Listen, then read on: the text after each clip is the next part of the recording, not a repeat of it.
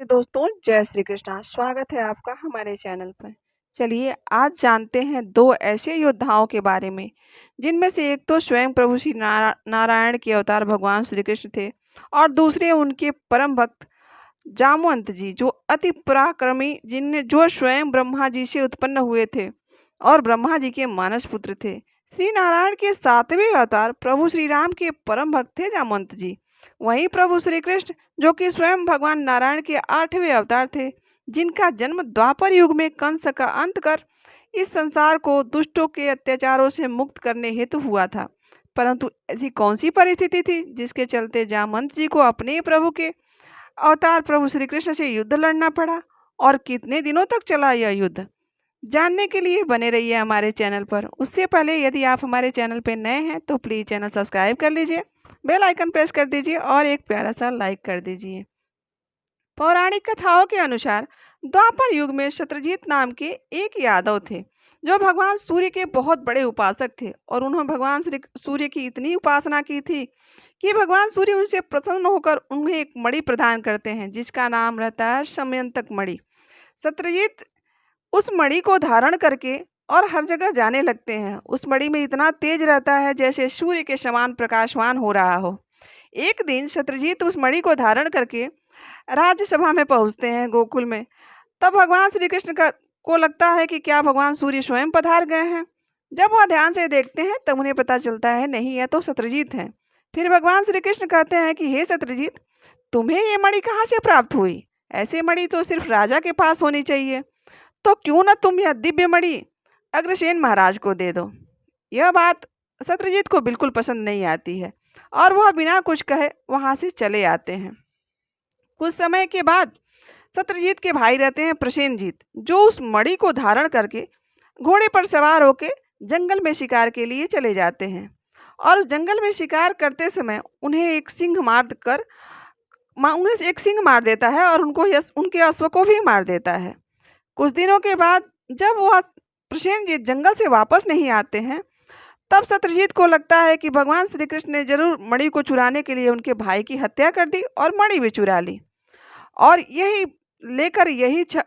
याचना लेकर वह अग्रसेन महाराज के दरबार में पहुंचते हैं और सीधे भगवान श्री कृष्ण पर यह आरोप लगा देता है कि तुमने मेरे भाई को मारकर उस मणि को चुरा लिया है।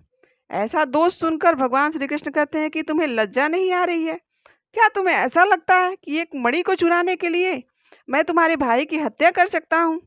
परंतु शत्रुजीत है कि इस बात को मानने के लिए तैयार नहीं है और भगवान श्री कृष्ण के पास भी कोई ऐसा प्रमाण नहीं रहता है जिससे वह यह सत्य साबित कर सके कि नहीं, मैंने उसकी हत्या नहीं की है। शत्रुजीत भगवान श्री कृष्ण से कहता है कि देखो, तुम छलिया हो, मैं यह जानता हूँ। तुम अपनी मीठी बातों में सबको फंसा सकते हो, परंतु मुझे नहीं फंसा सकते। मुझे अच्छी तरह से पता है कि तुमने ही मेरे समयंतक मणि चुराई है और मेरे भाई प्रसेनजीत का वध किया है। ऐसी बात सुनकर भगवान श्री कृष्ण को क्रोध आता है और वह कहते हैं कि अगर तुम्हें ऐसा लगता है तो मैं इस चीज़ का प्रमाण दे सकता हूँ कि मैंने तुम्हारे भाई की हत्या नहीं की है और ना ही मैंने वह मणि चुराई है। अपनी सत्यता साबित करने के लिए भगवान श्री कृष्ण कुछ यादवों के साथ जंगल में चले जाते हैं उनके भाई प्रसेनजीत को ढूंढने के लिए। जंगल में जब कुछ दूर चलते हैं तो उन्हें वहां पर प्रसेनजीत और उनके अश्व यानी उनके घोड़े की मृत लाश प्राप्त हो जाती है, जिसे देखकर सभी को ऐसा लगता है कि कोई सिंह है जो इसे मारा है और वहीं पे सिंह के पदचिन्ह भी प्राप्त होते हैं। फिर भगवान श्री कृष्ण और सभी यदुवंशी उसी सिंह के पदचिन्ह का पीछा करते हुए जब कुछ दूर और आगे जाते हैं, तब वहां पर सिंह भी मरा हुआ पड़ा मिलता है और वहां पर एक रीछ के पदचिन्ह प्राप्त होते हैं। तब सबको यह लगता है कि किसी रीछ ने इस सिंह को मार दिया है और जरूर वह मणि छीनकर लेकर चला गया है। उसके पश्चात सभी जंगल की तरफ ढूंढने के लिए निकल जाते हैं और सभी उस रीछ के पदचिन्ह का पीछा करते हुए जाते हैं। सामने एक गुफा दिखाई देती है। तब भगवान श्री कृष्ण कहते हैं कि आप सभी यहीं रुकिए और मैं इस गुफा के अंदर देख के आता हूँ, शायद इस गुफा के अंदर वह रीछ होगा और हमें मणि भी प्राप्त हो जाएगी। भगवान श्री कृष्ण जब गुफा के भीतर प्रवेश करते हैं तो वहाँ पर एक सुंदर सी कन्या उस समयंतक मणि के साथ खेल रही होती है, जिसका प्रकाश दिव्य होता है और वहाँ पर प्रकाश बिखरा हुआ रहता है। जब भगवान श्री कृष्ण उस कन्या के पास पहुंचते हैं वह मणि लेने के लिए, तब वह जोर जोर से चिल्लाने लगती है और उसी समय जामवंत जी वहां पर आ जाते हैं। जामवंत जी कहते हैं कि तुम कौन हो और तुमने गुफा में प्रवेश कैसे किया? तब भगवान श्री कृष्ण कहते हैं कि मैं यशोदानंदन भगवान श्री कृष्ण हूँ। क्या तो आप हमें नहीं पहचान रहे हैं जामवंत जी? जामवंत जी ने कहा कि मैं आपको नहीं पहचान रहा हूँ और मैं यह मणि एक सिंह के द्वारा प्राप्त किया हूँ। मैं यह मणि आपको नहीं दूंगा। भगवान श्री कृष्ण कहते हैं कि मुझ पर इस मणि के चोरी का कलंक लगा है, तो मुझे यह मणि चाहिए ही। फिर जामवंत जी कहते हैं कि बिल्कुल नहीं, मैं यह मणि आपको कदापि नहीं दूंगा। यह मणि प्राप्त करने के लिए आपको मुझसे युद्ध करना पड़ेगा। और ध्यान रखिएगा कि मुझे युद्ध में मेरे प्रभु श्री राम और लक्ष्मण जी के उपरांत कोई पराजित नहीं कर पाया है। मुझे सिर्फ मेरे प्रभु श्री राम ही पराजित कर सकते हैं, किंतु तुम चाहो तो मुझसे युद्ध कर सकते हो। ऐसी बात सुनकर भगवान श्री कृष्ण कहते हैं, जैसी आपकी इच्छा जामवंत जी। और भगवान श्री कृष्ण और जामवंत के बीच युद्ध प्रारंभ हो जाता है। कहते हैं कि यह युद्ध 12 दिनों तक चलता है। जब 12 दिन बीत जाते हैं, तब बाहर खड़े जो यदुवंशी रहते हैं उन्हें लगता है कि शायद ऋषि ने भगवान श्री कृष्ण को मार दिया है, और वह सभी उन्हें मृत समझकर वहां से वापस गोकुल चले जाते हैं। परंतु 12 दिन बीतने के बाद भी जामवंत जी और भगवान श्री कृष्ण के बीच युद्ध समाप्त नहीं होता है, बल्कि यह युद्ध 28 दिनों तक चलता है। आखिरकार भगवान श्री कृष्ण जामवंत जी को पराजित करने में सफल होते हैं, और जब जामवंत जी पराजित हो जाते हैं, तब उन्हें यह लगता है कि जरूर यह कोई दिव्य अवतार है।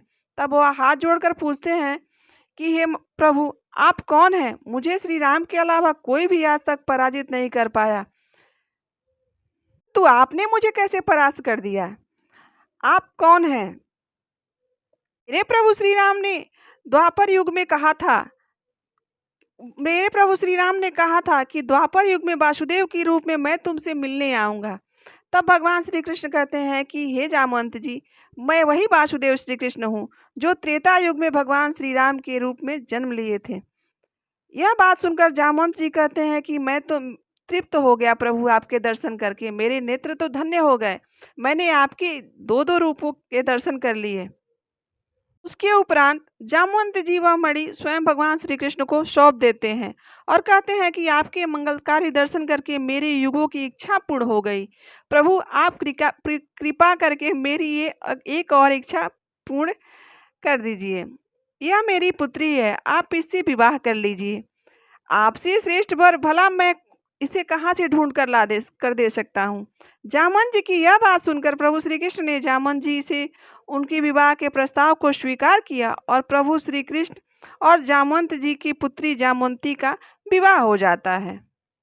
श्री कृष्ण कहते हैं कि हे जामवंत जी, मैंने आपका कथन पूर्ण कर लिया है, परंतु यह समयंतक मणि आपने सिंह द्वारा प्राप्त किया है, तो आप इसे रख लीजिए, मैं इसे नहीं लूंगा।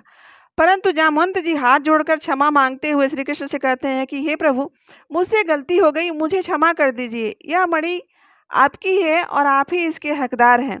यदि आप यह मणि लेकर गोकुल नहीं जाएंगे, तो गोकुल वाले आपको इस मणि का चोर समझेंगे और आप कभी भी अपने आप को निरपराध साबित नहीं कर पाएंगे। मैं यह मणि आपको भेंट स्वरूप में दे रहा हूँ। जामवंत जी की बात मानते हुए भगवान श्री कृष्ण ने वह मणि उनसे ले लिया और वहां से गोकुल की तरफ प्रस्थान कर दिया।